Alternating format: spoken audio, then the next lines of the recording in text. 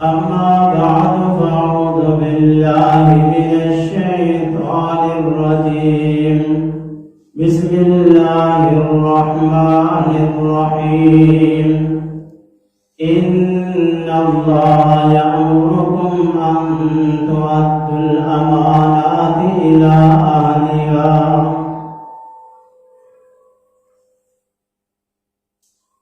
ہر قسم کی حمد و ثنا اللہ مالک العالم ذوالجلال والاکرام کے لیے۔ اللہ وہ ذات جس نے ساری کائنات کو بنایا،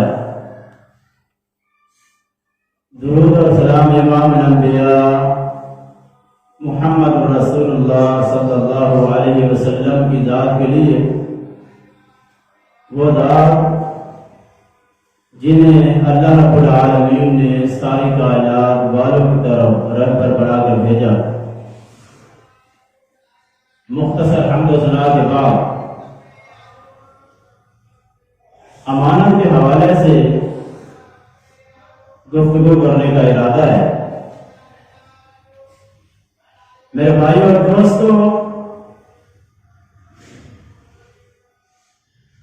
اللہ کے رسول صلی اللہ علیہ وسلم نے ارشاد فرمایا ایک صحابی کو، اذا ضیعت الامانہ فانتظر الساعہ، جب امانت کو ضائع کر دیا جائے تو قیامت کا انتظار کرنا۔ آج جس دور سے ہم گزر رہے ہیں،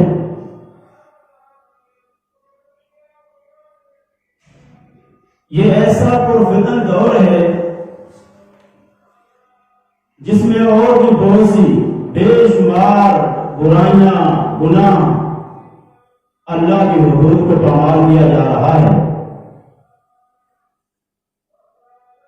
کھلم کھلا اللہ کی غیرت کو للکارا جاتا ہے۔ وہاں ہمارے معاشرے میں یہ چیز بھی ہے کہ امانت ضائع ہو چکی ہے، جس کے بارے میں امام الانبیاء محمد الرسول اللہ صلی اللہ علیہ وسلم یہ فرماتے ہو کہ جب امانت ضائع کر دی جائے تو تم قیامت کا انتظار کرنا۔ اور دوسری حدیث کے اندر ایسے سخت الفاظ ارشاد فرمائے، اگر مسلمان لا الہ الا اللہ محمد الرسول اللہ کی گواہی دینے والا شخص ان الفاظوں پر غور کرے، ان الفاظوں کو سوچے سمجھے تو بہت بڑا سبق ہے۔ اللہ رب العالمین کے پیارے رسول صلی اللہ علیہ وسلم نے کیا فرمایا؟ لا ایمان لمن لا امانت لہ، اس بندے کا ایمان ہی نہیں ہے جس بندے میں امانت نہیں۔ جو بندہ امانت کا خیال نہیں کرتا، امانت کو امانت نہیں سمجھتا، امانت کا خیال نہیں کرتا، امانت کو سنبھال کے نہیں رکھتا، امام الانبیاء محمد الرسول اللہ صلی اللہ علیہ وسلم ایسے شخص کو یہ سبق دے رہے ہیں کہ وہ ہزار دعوے کرے، ہزار اعلان کرے، ہزار لوگوں میں کہے کہ میں بڑا متقی ہوں، میں تہجد گزار ہوں، میں نفل نمازیں پڑھتا ہوں، میں اللہ کو یاد کرتا ہوں، ذکر و اذکار کرتا ہوں، رب العالمین کو خوش کرنے کا کوئی موقع ہاتھ میں نہیں جانے دیتا ہوں، کوئی موقع بھی مجھے دین کی خدمت کا ملتا ہے وہ کام میں کر گزرتا ہوں۔ ایسے بندے کے اندر یاد رکھیے اگر امانت نہیں ہے، وہ امانت کو امانت نہیں سمجھتا، امانت کا خیال نہیں کرتا، امانت کو سنبھال کے نہیں رکھتا، امام الانبیاء محمد رسول اللہ صلی اللہ علیہ وسلم ایسے بندے کے بارے میں اعلان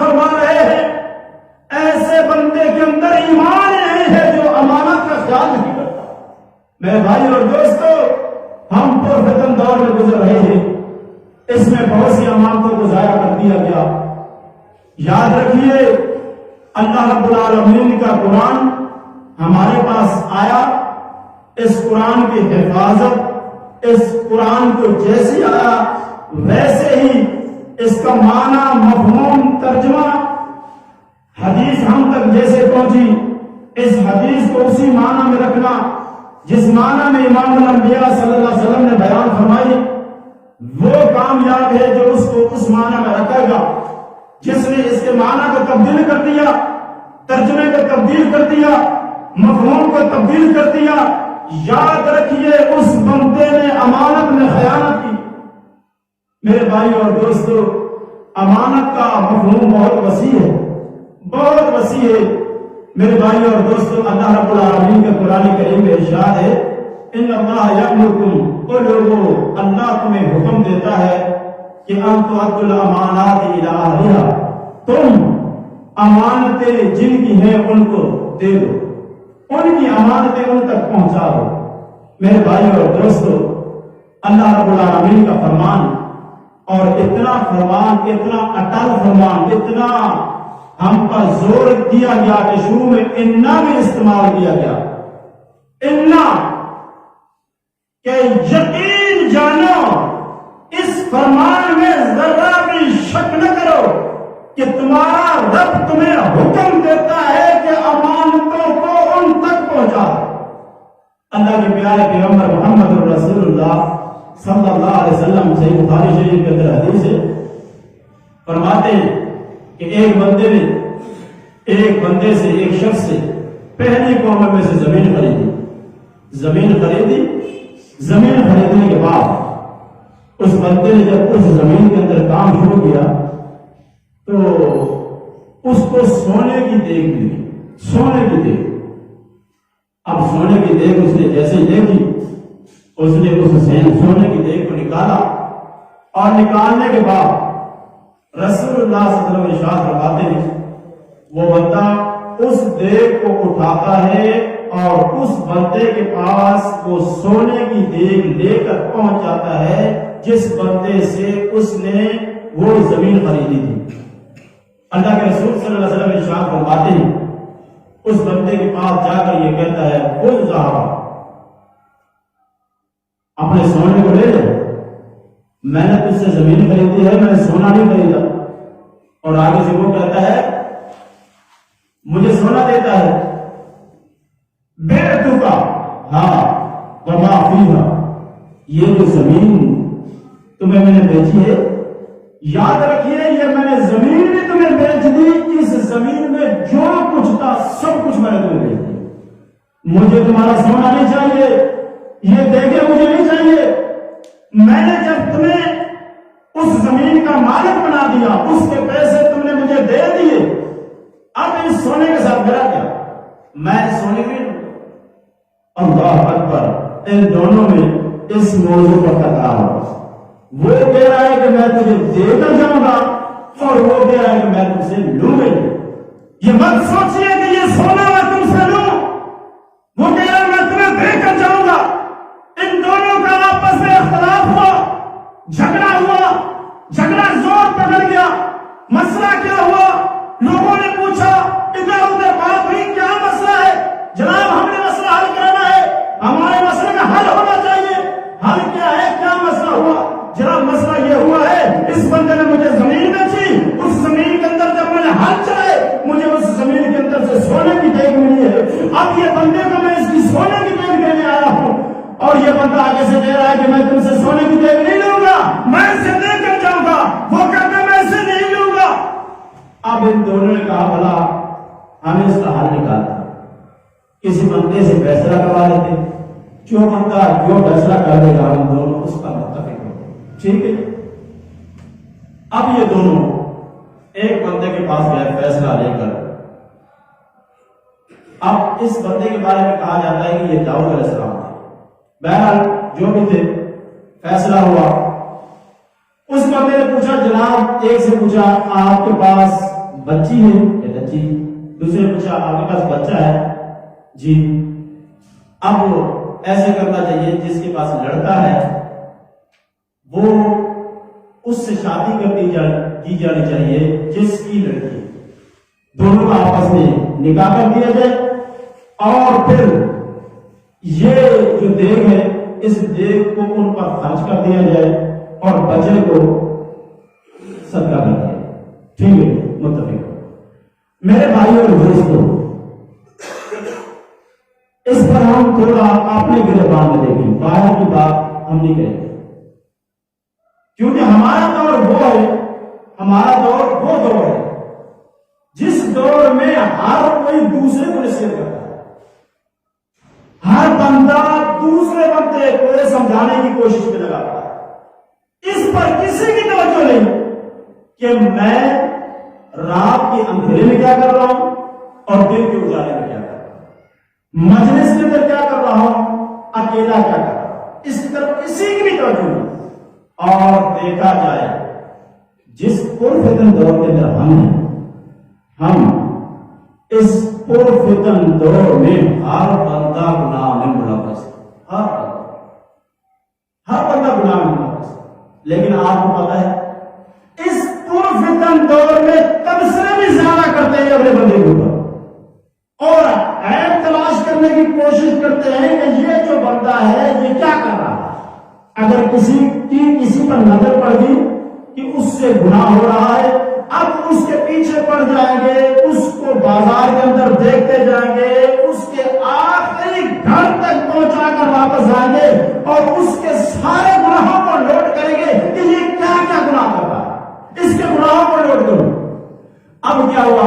اب یہ ہوا کسی بندوں کے اندر، مجلس کے اندر، میٹنگ کے اندر کسی بندے نے اس بندے کی تعریف کر دی کہ یہ بندہ بہت اچھا ہے، تو وہ جو بندہ اس کے پیچھے لگا ہوا تھا، اس کی گناہوں کو دیکھتا جا رہا تھا، گھر چھوڑ کے آیا، وہ بندہ کہے گا میں اس کو جانتا ہوں، بس کر، آپ نے منہ کو بند کر، اس کو میں جانتا ہوں، میرا منہ نہیں کھلوا۔ اور اللہ کے بندے تو اپنا منہ اپنے بارے میں تو سب طرح کھل سکتا ہے، نہیں کھل سکتا۔ ہر بندے کا اپنے بارے میں اگر سوچے، غور کرے، فکر کرے، سمجھے، اگر دل کی گہرائیوں سے اس طرف توجہ دے گا تو میرے بھائی اور دوستوں یہی کہے گا کہ میں بجائے اس کے دوسروں پر تبصرہ کروں، اپنے اوپر پہلے تبصرہ کروں۔ اگر انسانیت، لیکن ہمارے دور میں انسانیت جا چکی ہے، انسانیت کا نشان ہمارے دور میں نہیں ہے۔ تو میرے بھائی اور دوستوں، اس دور میں جو پرفتن دور ہے، اس دور میں ہم نے زیادہ سے زیادہ خیال اس چیز کا کرنا ہے کہ کسی کی امانت میں خیانت نہیں کرنا، کسی کی امانت میں خیانت نہیں کرنا۔ کوئی بندہ آپ کے سامنے کوئی بات کرتا ہے اور بات کر لی تو آپ نے وہ بات آگے نہیں بتانا، آپ کے پاس امانت۔ المجالس بالامانہ، مجلسیں جو ہوتی ہیں، لوگ آپس میں بیٹھے ہوتے ہیں، کچاریاں کر رہے ہوتے ہیں، ان کی باتوں کی حفاظت کرو، لوگوں کو آگے نہیں پہنچاؤ۔ ان باتوں کو جو ہم مجلسوں میں ہوتی ہیں، اکیلے بیٹھ کے ہوتی ہیں، دو بندے بیٹھے ہوتے ہیں، ان کی آپس میں ہوتی ہیں، کسی خاندان کا تبصرہ ہو گیا، کسی سے غلطی ہو گئی، اس نے کسی کے بارے میں کچھ کہہ ہی دیا، تو اگلا بندہ جو سن رہا ہے اس بندے کو خیال کرنا چاہیے کہ اس بندے نے جس نے اس کی بات کو سنا ہے آگے نہ بتائے۔ یہ نہیں کہ یہاں سے اٹھا اور جا کر ان کو بتا دیتا ہے حضرات آپ کو ایک ایسی بات بتاؤں جو آپ نے نہیں سنی ہوگی، آپ کے بارے میں وہ بندہ جو آپ کے گھر کے روٹیاں توڑتا ہے، وہ آج میں نمک حرام ہوتے ہوئے تھا، کیا کر رہا تھا جناب؟ وہ تمہارے پہ تبصرہ کر رہا تھا۔ اب کیا ہوگا؟ اس بندے کی زبان سے الفاظ نکلے اور ادھر دو خاندان، دو بندے، دو شخص، دو برادریاں، دو قومیں، دو ملک آپس میں لڑ پڑتے ہیں۔ آپ کو پتا ہے لڑ جاتے ہیں اور لڑنے کے کیا نقصان ہوتے ہیں؟ انسانیت مرتی ہے، انسان قتل ہوتا ہے۔ جس نے چگلی کی، جس نے بات سنی، وہ تو اپنی دو باتیں کہہ کے چلا گیا اور پھر آپس میں خون ریزی ہوتی اس نے نہیں دیکھی ہوگی، اور اگر دیکھی ہوگی تو اگر اس کے اندر انسانیت ہوگی دوبارہ یہ کام نہیں کرے گا کسی کی بات سن کے کسی کو بتائے. یہ ہمارے اندر عام ہے. اس چیز کا بھی خیال کیجئے کہ کوئی بھی بندہ کوئی بھی بات کرے اس کی بات کو آگے مت بتائیے. شرط یہ ہے کہ وہ بات ایسی نہ ہو کہ جس سے لوگوں کا نقصان ہو سکتا ہے, جس سے دین کا نقصان ہو سکتا ہے. ہاں کوئی بندہ آپ کے پاس بیٹھا ہوا مجلس میں یہ بات کر رہا ہے کہ جناب آج میرا ارادہ ہے فلانے کی عزت لوٹنے کا, فلانے کے گھر چوری کرنے کا, فلانے شخص کو قتل کرنے کا, فلانے شخص کو مارنے کا. ایسی بات کا اگر آپ کو پتہ چل جائے تو پھر بتا دیجیے. یہ غلط نہیں ہے, ایسی چیز کے بارے میں بتا دیجیے. کوئی بندہ کسی کے گھر سے مال لوٹنا چاہتا ہے یا کسی کے کاروبار میں فراڈ کر رہا ہے, دھوکہ کر رہا ہے, اس کا مال لوٹے جا رہا ہے, تو ایسی بات بتا دینی چاہیے. یہ چیز غلط نہیں ہے, لیکن انہوں نے جو بات ہے بات سن کر اگلے پر تبصرہ کر دینا, آگے بات پہنچا دینا, لوگوں کو آپس میں لڑوا دینا, یہ ہمارے اندر عام ہو چکا ہے. اس فطرے سے باز آ جائیے, امانت کا خیال کیجیے.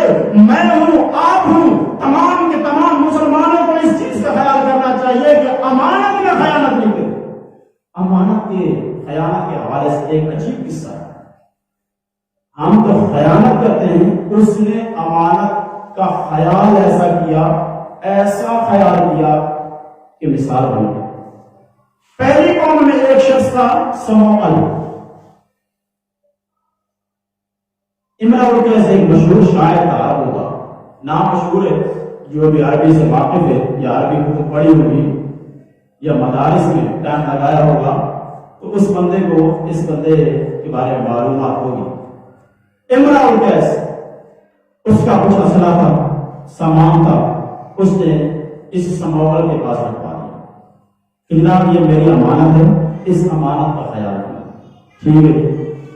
اب ہوا یہ, امراؤ کیس چلتے چلتے فوت ہو گیا. اور وقت کے بادشاہ کو پتا چلا کہ جناب اتنا اسلحہ امراؤ کیس کا جو تھا وہ اس نے فلاں شخص جو سموعل تھا اس کے پاس رکھوایا تھا, ابھی وہ اسی کے پاس, کیوں نہ اسے دے کے آئی. ٹھیک ہے. اس نے اپنا لشکر تیار کیا, بلکہ پہلے بندہ بھیجا اور کہا کہ جناب یہ جو آپ کے پاس امراؤ کیس کا سامان ہے, اسلحہ ہے, یہ مجھے دے دو. اس نے کہا یہ کام اسے نہیں ہو سکتا, میرے پاس امانت ہے, میں امانت میں خیال نہیں کر سکتا. یہ امراؤ کیس کے بچوں کا حق ہے, اس کی اولاد کا حق ہے, اس کے رشتہ داروں کا حق ہے. وہ امانت لینے آئیں گے, میں ان کو دوں گا, تمہارا کوئی حق نہیں. اس نے وقت کے بادشاہ کو بندے کو, اب وقت کے بادشاہ کو آیا غصہ, جس طرح ہم کو آتا ہے جیسے ہمیں آتا ہے. میرا نائب کاٹ کے رکھ دیا, مجھے لوگوں کے اندر ذلیل کر کے رکھ دیا, میری حیثیت نہیں جانتا تھا, میری عصمت نہیں جانتا تھا, اس کو پتا نہیں میں کون کا گاؤں کا وڈیرا ہوں, میں شہر کا بڑا ہوں, میں ملک کا بڑا ہوں, میں دنیا میں مانا جاتا ہوں, اس نے مجھے ذلیل کر دیا. یہ ٹکے کی قیمت نہیں رکھتا اور میرے کو اس نے ذلیل کر دیا. اب دیکھوں گا اس کو. اس کے ذہن میں بھی آیا, اب دیکھوں گا اس کو, یہ کون ہے سموعل جو میرے بندے کو سامان دینے سے منع کرتا ہے. اپنا ایک لشکر تیار کرتا ہے اور لشکر تیار کر کے اس شخص کے گھر کی طرف نکلتا ہے. پہنچ جاتا ہے. سموعل کو پتا چلا اس بادشاہ کا لشکر میرے گھر کے قریب پہنچ گیا. اس نے جلدی سے اپنے قلعے کا دروازہ بند کیا. اب تک قلعے کا دروازہ بند کیا تو اس بادشاہ کی فوج نے جب اس قلعے کو گھیرے میں لیا, گھیرے میں لیتے ہی ان کی ہاتھ سے ایک لڑکا چڑھ گیا. ایک نوجوان لڑکا ان کے ہاتھ آ گیا. پوچھا کون؟ بچے نے کہا میں سموعل کا بیٹا. بادشاہ پوچھو. کہا اب تو سب کچھ دے دو, میرے ہاتھ ایسا لڑکا آیا ہے کہ اس کو دیکھے گا سموعل تو سب کا سب مال مجھے خود کو خود دے گا. آواز دی سموعل, ادھر نیچے جھانک. سموعل نے نیچے جھانکا, کیا دیکھتا ہے اس کا بیٹا ان کی ہاتھ میں. کہا سموعل بات سن لے, یہ جو سامان ہے تیرے پاس عمرہ اور گیس کا دے دے، ورنہ تیری آنکھوں کے سامنے تیرے بیٹے کو ہم ذبح کر دیں گے۔ اللہ اکبر! ہم ہوتے تو پتہ نہیں کیا کیا کر رہے تھے۔ کچھ لوگ ہوتے ہیں جن کی قربانیاں ہوتی ہیں، جن سے سبق ملتا ہے، ایمان تازے ہوتے رہتے ہیں، قربانیاں دینے کو ہی دل کرتا ہے، وہ ایسے لوگ ہوتے ہیں۔ سموال نے کہا جناب تم کیا یہ کہتے ہو کہ میں اپنے بیٹے کو ذبح سے بچانے کے لیے عمرہ اور گیس کی امانت تمہارے حوالے کر دوں؟ یہ تمہاری غلط فہمی ہے۔ ایک ٹکا نہیں دوں گا، ایک ذرہ نہیں دوں گا عمرہ اور گیس کے سامان سے۔ تیرے بیٹے کو ذبح کر دیا جائے گا تو کر دو، لیکن سامان تمہیں نہیں ملے۔ انہوں نے ان کے بیٹے کو لٹایا، سماوال کے سامنے اس کی گردن پر، اس کے گلے پر چھری گئی، بچہ ان کے سامنے مر گیا۔ اب اس بادشاہ نے جب دیکھا یہ تو بیٹا بھی ذبح کروا بیٹھا، سامان اس نے پھر بھی نہیں دیا، تو وہ سمجھ گیا کہ یہ بندہ امانت کے حوالے سے بڑا کٹر اور سخت ذہن رکھتا ہے۔ ٹھیک، اس نے کہا چلو بیٹا قتل ہو گیا اور محاصرہ جاری رکھتے ہیں، خود بخود پریشان ہو کے آپ آئے گا سامان میں۔ اس نے کچھ ٹائم اور محاصرہ جاری رکھا، لیکن آپ جب دیکھا کہ کچھ بھی اس کے ہاتھ نہیں آ رہا تو وہ بادشاہ اپنی فوج کو واپس لے کر چلا۔ میرے بھائی اور دوست، اس چیز پر، اس واقعے پر سبق ہمیں مل رہا ہے، نصیحت مل رہی ہے، اتنا بڑا سبق مل رہا ہے، اتنا بڑا سبق مل رہا ہے۔ اگر ہم جو یہاں بیٹھے ہوئے زیادہ نہیں، میں آپ حضرات اس چیز پر ڈٹ جائیں کہ آج کے بعد ہم نے امانت میں خیانت نہیں کرنی، اور پھر ہم لوگ بھی اس چیز کی آگے دعوت دیں۔ اتنے لوگ اور امانت کی خیانت کے حوالے سے پابند ہونے لگتے ہیں، خیانت نہ کریں، سامان کی حفاظت کرنے لگتے ہیں، تو میرے بھائیوں اور دوستوں معاشرے کی اصلاح ہوگی۔ تو میرے بھائیوں اور دوستوں، آپ حضرات سے یہاں میرے آنے کا مقصد، اگر آج کے بعد آپ اس بات کا وعدہ کریں کہ انشاءاللہ اس جسم سے جان تو نکل سکتی ہے، یہ جسم کٹ سکتا ہے، ٹکڑے ہو سکتا ہے، اس کی بوٹی بوٹی ہو سکتی ہے، لیکن اس جسم سے، اس انسان سے خیانت والا گناہ نہیں ہوگا، تو میرے بھائیوں اور دوستوں میرے آنے کا یہاں مقصد ہے۔ ایک گناہ ہم سے نکل گیا، سمجھیں کہ میرے یہاں آنے کا مقصد ہے، ایک گناہ چھوڑ دیں، امانت میں خیانت کرنا چھوڑ دیجیے۔ اور یہ میرے بھائیوں اور دوستوں ناراض نہیں ہونا، یہ ایسا گناہ ہے کہ تقریباً انسان جو انسان کہتے ہیں اپنے آپ کو، وہ اس گناہ میں ملوث ہے، اس گناہ میں ملوث ہے۔ اور یہ نہیں میں نے کہوں گا کہ اس دنیا میں کوئی حفاظت کرنے والی جن لوگوں نے حفاظت کی، دنیا میں نام پایا، سموال کا نام آپ نے پڑھا، محمد رسول اللہ صلی اللہ علیہ وسلم نبی ہے، مکہ میں ہے، کافروں کو دعوت دی مسلمان ہو جائیے، کافروں نے کہا ہم مسلمان نہیں ہوں گے، رسول اللہ صلی اللہ علیہ وسلم نے ایک دن، دو دن، 1 سال، 2 سال، 4 سال، 5 سال، 8 سال، 10 سال، 13 سال مکہ میں زندگی گزاری، کافر محمد رسول اللہ کو نبی ماننے سے انکار کرتے رہے، لیکن جب امانت کا مسئلہ آتا، سامان رکھوانے کا مسئلہ آتا تو محمد رسول کے پاس آتا۔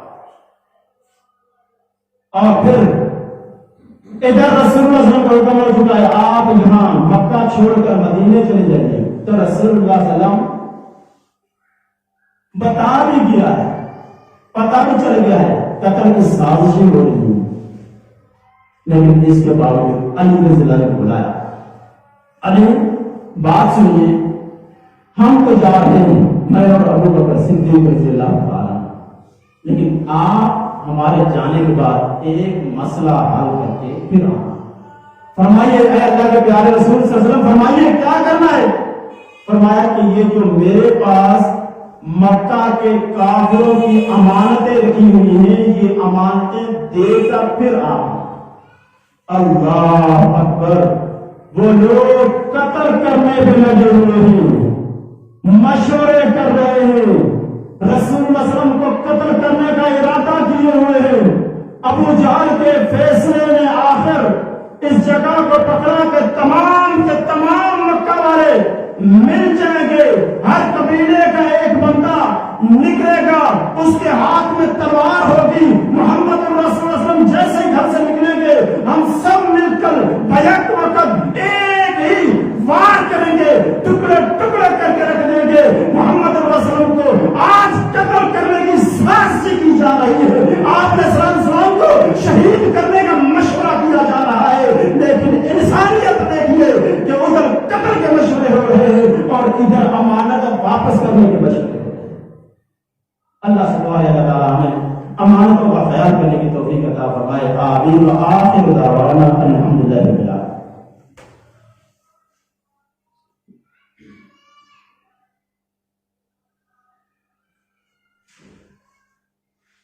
إن الحمد لله نحمده ونستعينه ونستغفره ونعوذ بالله من شرور أنفسنا ومن سيئات أعمالنا، من يهده الله فلا مضل له ومن يضلل فلا هادي له، وأشهد أن لا إله إلا الله وحده لا شريك له، وأشهد أن محمدا عبده ورسوله۔ يا أيها الذين آمنوا اتقوا الله حق تقاته ولا تموتن إلا وأنتم مسلمون۔ يا أيها الناس اتقوا ربكم الذي خلقكم من نفس واحدة وخلق منها زوجها وبث منهما رجالا كثيرا ونساء، واتقوا الله الذي تساءلون به والأرحام إن الله كان عليكم رقيبا۔ يا أيها الذين آمنوا اتقوا الله وقولوا قولا سديدا يصلح لكم أعمالكم ويغفر لكم ذنوبكم، ومن يطع الله ورسوله فقد فاز فوزا عظيما۔ أما بعد فإن خير الحديث كتاب الله، وخير الهدي هدي محمد صلى الله عليه وسلم، وشر الأمور محدثاتها، وكل محدثة بدعة، وكل بدعة ضلالة، وكل ضلالة في النار۔ ربنا فاغفر لنا ذنوبنا وكفر عنا سيئاتنا وتوفنا مع الأبرار۔ ربنا وآتنا ما وعدتنا على رسلك ولا تخزنا يوم القيامة إنك لا تخلف الميعاد۔ سبحان ربك رب العزة عما يصفون، وسلام على